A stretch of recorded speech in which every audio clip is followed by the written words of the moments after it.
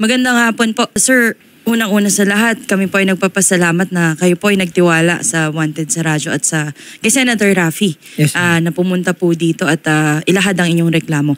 Ano po ba ang inyong reklamo, sir? Kasi po ma'am, yung mga hinaing namin, yung sa mga benefits namin na tulad ng SS, PhilHealth, Pag-ibig, kinakaltas po sa amin yun ma'am. Kaso hindi po namin tinignan po namin yung mga namin sa SS, hindi po naiuhulog. Simula pa kailan to, sir? Kasi ma'am, yung simula po ma'am nung 2021 September, hanggang doon lang po sila naghulog sa amin. 2022, buong taon po yun ma'am, walang hulog. Okay. Tapos pagdating po ng 2023, hanggang February naghulog po sila. Hanggang ngayon, wala na po ulit. Okay, February isang buwan or ibig sabihin yung buo ng 2022 plus January, February, hinulog naman nila? Wala po yung January wala ma'am, February lang po ang meron. Ano po ay dinahilan sa inyo ng inyong kumpanya? Ma'am, kasi wala naman silang dinadahilan sa amin. Wala pong pinapaliwanag sa amin ng mga Kaya ganito po namin na lumapit na po kay Sir Raffy Turbo. Okay. Para po sa kaalaman ng lahat, Sir Rolando, kayo po ay nagtatrabaho bilang mga installer ng sir? Ano ini-install ninyo? Mga glass and aluminum po. Glass and aluminum. Tapos, gano'n na po kayo katagal na nagtatrabaho doon, sir? Bali ma'am, hindi kami pare-parehas ng tagal. Ako po ma'am, nasa 9 years na po ako. 9 years? Tapos, tagal nyo na, sir. Yung iba, ano pong average nila? Si Sir Lorenzo, nasa 16 ma'am. 16 years. 16 years, okay. Tapos hanggang ngayon ma'am. May 19 years pa. Yes ma'am. Hanggang ngayon ma'am, hindi kami inaakit sa pagiging regular namin. Okay. Medyo tayo, doon muna tayo sa SSS, sir. Yes, pero ibang issue yung pagre-regular. So ibig sabihin, napakatagal nyo nang nagtatrabaho. I assume meron din po dito yung mga isang taon pa lang. 1 taon, 2 taon, mga bago. Oh, meron. Okay. So sa loob, sir, ikaw na lang example ko. Sa loob ng 9 years, kauna-una ang pagkakataon ba to? Or meron na kayong ibang instances na hindi rin kayo nahulugan? Bali, ngayon lang ma'am Ngayon lang namin nalaman na hindi nuhulog. Oh, so anong ginawa nyo? Pumunta kayo sa SSS or chinek nyo lang po ba online? Yes ma'am, chinek namin online. Kaya ngayon, napag-usap-usapan na namin na kaya lumapit na po kami dito sa okay, so sabay-sabay nyong tinignan. Kasi ma'am, kinakausap din namin sa opisina. Tinatanong namin sa kanila kung tulad ko ma'am kasi kailangan ko ng pera, kailangan ko pong mag-loan. Oo, tama. Dahil kasi ma'am, may loan ako dati ma'am. Kinakaltas po nila yon. Pero nung chinek ko, may balance pa po ako. Nagka-interest pa nga po. So kinakaltasan ka din nila nung pambayad mo ng loan? Ng loan ma'am. At hindi mo pa rin nababayaran hanggang ngayon yung loan mo? Wala pa sila ma'am hinuhulog. Kaltas na po ma'am sa payslip namin. May copy ba kayo ng payslip, sir? Patingin niya Yes ako. ma'am, meron. Ay. May mga kausap ba tayo galing sa Institute? As of now po, attorney, calling po tayo sa kanila pong agency.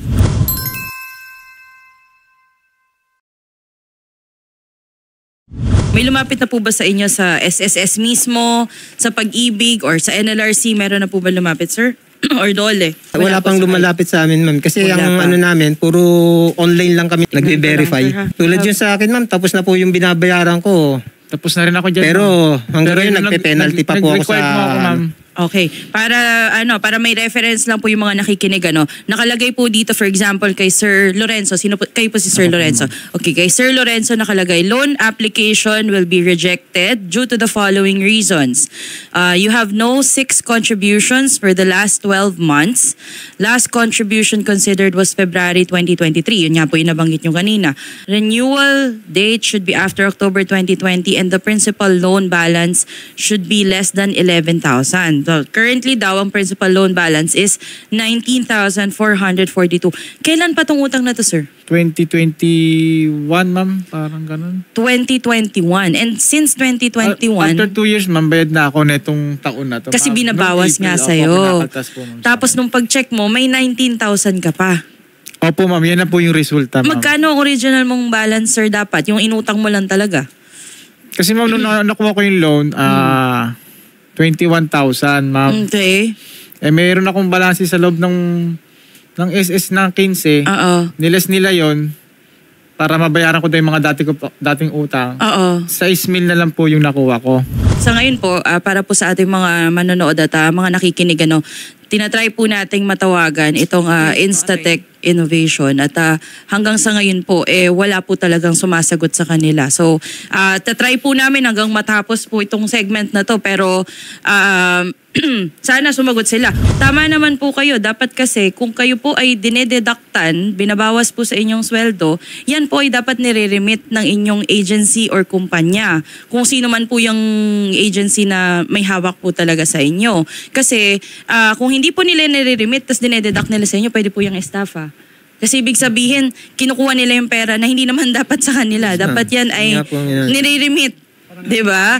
Kasi palalabasin nila tulad yan ito, may pruweba kayo, nasa payslip ninyo, binawas sa inyo, tapos hindi pala nila nire-remit ng maayos. Saka po ma'am, may mga, yung mga kasama ko, iba-ibang mga dahilan. Merong mga na-hospital, may nanganak ang misis. Yes ma'am, tulad ng mga kasama namin na iba ma'am, may na-hospital po, syempre kailangan po nilang mag-avail ng yung daily allowances. Tulad niya ma'am, yung kasama namin si Francis ma'am, na-operahan po yan ma'am. Ngayon, yung sick leave niya, parang pinartial-partial siya na hindi naman yata po nakuha sa SS. Makakausap po natin si Maria Cecilia Mercado, Team Head ng Media Affairs ng Social Security System. Magandang hapon po. Hello? Yes po, yes. Magandang hapon po sa inyong lahat, Attorney Pao, and sa ating pong mga miyembro at sa ating pong mga taga-subaybay ng programa ni Senator Raffy. Magandang hapon po. Magandang hapon din po, ma'am. Ma'am, marami po tayo ditong mga complainants. Sila po ay mga installer po ng isang agency na nagngangalang Instatech Innovation International. And apparently, ma'am, since 2021, sila po ay dinededaktan ng pambayad ng SSS contributions nila supposedly at SSS loans nila, pero lumabas po sa kanilang pag-verify sa mismong SSS website na yung loan po hindi nabayaran, tapos wala pa silang contribution. So in short, hindi na-remit sa kanila ng maayos yung kanilang mga dinedak po sa mga taong ito. Opo. Sa parte po ng SSS, meron pong pananagutan ng ating pong employer, no? Ibig sabihin ng ating mga employer o ang employer po nila, kung subcontractor po yan, ay lumalabag sa ating pong Republic Act 11199 o ang Social Security Law. Under po sa ating batas, ang sino mang employer na hindi tumutupad sa kanilang obligasyon, unang-una, pag-report ng kanyang mga empleyado sa SSS, pangalawa, ang pag-remit ng buwan ng contribution ng ating mga miyembro, at pangatlo, yung pagbabayad po ng mga salary loan payments. May karampatang po yan, mga parusa. So, sila po bilang mga empleyado at manggagawa ng nasabing kumpanya, kinakailangan po nila na magreklamo, maghain ng formal na reklamo sa SSS. So, ang una-una po nilang dapat gawin ay pumunta po sa ating pong branch. Pero, attorney, mas maganda po na dito na lang po i-refer sa atin sa Media Affairs Department sa Quezon City. Kasi tuturuan po natin sila kung ano po ang kanilang gagawin. Makabubuti lamang po, attorney, na masabihan po sila na on the day po na pumunta po sila sa ating opisina sa Media Affairs, dalhin po nila yung kanila pong employment certificate o employment or company ID, and at the same time yung pinaka-supporting documents natin, yung payslip po nila. Nakatibayan na sila po ay binabawasan. Anyway po, yung kanila pong mga SSS number, ilan po silang mga empleyado na hindi po hinuhulugan? Halos lahat po ba? Sa ngayon, Ma'am Cecilia, ang nasa studio po natin ay 27. But I understand, meron pa pong ibang kasamahan. Buong kumpanya daw po. Allegedly, buong kumpanya daw po ang hindi po talaga nahuhulugan. But for now, ang meron po tayo dito ay 27. So, ang gagawin po siguro namin dito sa Wanted sa Radyo ay kausapin po namin sila, Sir Sir Rolando, kunin din po yung mga pangalan ng iba po natin na mga empleyado. Para pangkalahatan na po natin na ma-file po yung formal na reklamo. Kasi bawal na bawal po yan sa batas ng SSS. Yes. Good afternoon po, Sir Luway. Good afternoon. Yes. Okay, so siya yung mismong may-ari ng Instatec. Good afternoon po, sir. Good afternoon. Yes, good afternoon po. Si Attorney Pao po ito ng Hi, good afternoon. CIS Party List, sir. At nandito po sa atin, live po sa Wanted sa Radyo, ang 27 po sa inyong mga empleyado dyan sa Instatec Innovation. And apparently, ang kanila pong complaint, sir, ay hindi daw po sila nahuhulugan ng SSS contributions at hindi din po nai-remit yung mga deductions po sa kanilang mga sweldo. Ano po ang masabi nyo? Actually, I was explaining this earlier. And if you may allow me to explain, Yes, our company has been operating over 30 years already. So Ausfield is the one who tapped Instatec as a manpower. Okay, and over the course of the years, we've been diligent on paying everything, overtime, government liabilities, SSS, PhilHealth, and everything. When 2020 pandemic hit, we were not spare. So nagkaroon kami ng problema, and I don't know if I have enough time to Go ahead, sir. Yeah, kasi when the pandemic hit, we had a 2 months lockdown, and then as construction industry, commodities shoot up 40-something%. Shipping costs went up about 3 times, and the requirements of PPE and additional protection for people, and we have to burden that, which we have not denied any responsibility. Okay. So since there was 2 months lockdown, and we encounter different issue with our supply chain, and of course after the lockdown, may mga obligasyon din kami sa mga bangko. Okay. So to keep the company afloat, I was explaining a while ago, is a chicken and egg. Now we either pay off all the liability and lay off the people, or we keep the company afloat, and at that time we were running about 2,000 people. So we opt to take the latter option to keep them afloat, to keep the company afloat. May continuity ng trabaho, may sahod, may 13-month pay, so there's a livelihood and continuity while we are settling with SSS.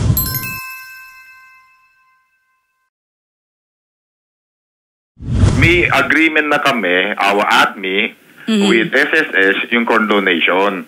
We are finding a way how to settle that. And me, myself, has no intention of turning my back or not paying any one of them. We just need to do a better turnaround para to settle with SSS. At the end of the day, I assure everyone, pera nila yan, liability ko yan, I will pay them. Kaya nga may condonation. Kina-coordinate na yung admin namin closely with SSS. We are just, the nature of my business is not like deliverable, like retail. When you buy, you get the money. Our nature of the business is we deliver, we install for them to accept before we get the payment. So there's a process of routing. There's a process. So yun ang, we are relentlessly working on that to collect what we needed to collect, to settle what we needed to settle. And again, we are closely working with SSS. Ginagawa namin ang paraan. And we have no intention of turning our back. We are asking the latitude, a little bit of patience, kasi may choice naman lahat eh. If I take the first option, that pay off everything and lay them off, I don't know, will it be easier during those times to find a job, or keep the company afloat, continue ng sarili nila while we are settling the government. Okay, let me cut you off there, Sir Luway. I understand. We understand where you're coming from. Again, nung pandemic po, everybody was affected, severely affected in fact. And the construction business is hindi po yan exempt. Kumbaga, talagang affected po kayo as you've mentioned earlier. However, we need to emphasize na ito pong na-violate natin, sir, it's a mandatory requirement of the SSS law.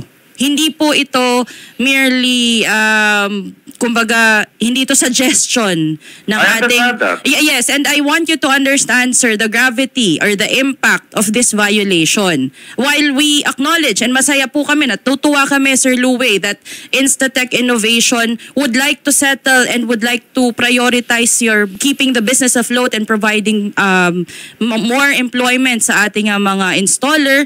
Masaya po yan, maganda po yan that you're working closely with the SSS. However, this is a mandate from the law. So ibig sabihin, required po kayo to remit what was deducted. Hindi po kayo dapat nagde-deduct kung kayo po ay hindi magre-remit. Clearly, nandoon po sa ating batas that employers, kagaya po ng nabanggit ng ating SSS Media Affairs, that required po kayo na i-remit kung ano po yung inyong i-deduct doon po sa inyong empleyado. So, in that regard, sir, while we understand and appreciate you coming forward and telling us na yes, kayo po ay ina-acknowledge nyo ang inyong obligasyon, kayo po ay nangihingi ng condonation from the SSS, etc., etc. Marami po tayong mga kababayan, mga Pilipinong kababayan na apektado po dito po sa violation na to, and they do not deserve this, sir. Okay? Hindi po ito, again, suggestion from the law. This is a mandate from the SSS law for you to remit kung ano po yung inyong i-deduct. Tama po ba ako doon, Ma'am Cecilia? Yes, tama po yan. Kasi tapos na po tayo sa pandemya. Naka-get back on our feet na po ang mga businesses. Although we are offering condonation programs, I just wanted to know kung saan kayang branch sila nakikipag-coordinate so that we can also check with our branch if there is really a condonation application for that company. Okay. Siguro ganito, Sir Louie. Yeah. Yes. Sir, since you've mentioned na kayo po ay willing to settle and pinaprioritize nyo po to settle itong SSS issue nyo with the employees, are you willing to meet with them in person sa atin pong SSS office? Dahil nabanggit po kanina ng ating... I think we have done that already. Pupunta na po ba kayo? I think pupunta na yata yung tao Wala pa daw po, Sir Louie. Wala pa daw po silang nami-meet from your personnel. From SSS? From our end? From your end, sir, wala pa daw po. Okay, give me a minute. Let me verify that, okay? Sige Let me po. verify that. Wala pa ba, sir? Tama Wala ba? pa. Wala pa. Sa inyo po? Wala pa. Kasi kanina, tinanong natin, wala pa daw Yes, nagpupunta sa kanila sa SSS. Kasi on leave siya, I'll have to give him a call. Just give me a minute. Sige po, go ahead, Yeah, sir. thank you. Okay. Ma'am Cecilia, while we're waiting for Sir Louie, is it possible for the Media Affairs Department of the SSS to mediate po dito sa ating mga complainants and with the Instatech Innovation representatives? Definitely, we will be able to facilitate yung problems ng ating pong mga miyembro kasi we do that all the time naman po. We refer them to the concerned units or department of our branches. Okay, so yun. Saan po kaya sila maaring unit or department ng SSS pumunta, Ma'am Cecilia, so that we can also accompany them with our reporters? Ganito na lang.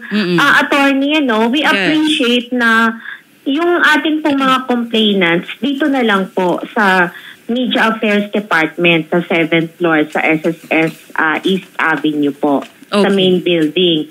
And doon po sa concern ng ating pong employer, sana po mabigay sa amin kung saang branch sila nag-file ng condonation so that we can verify if they have applied for the program. Opo.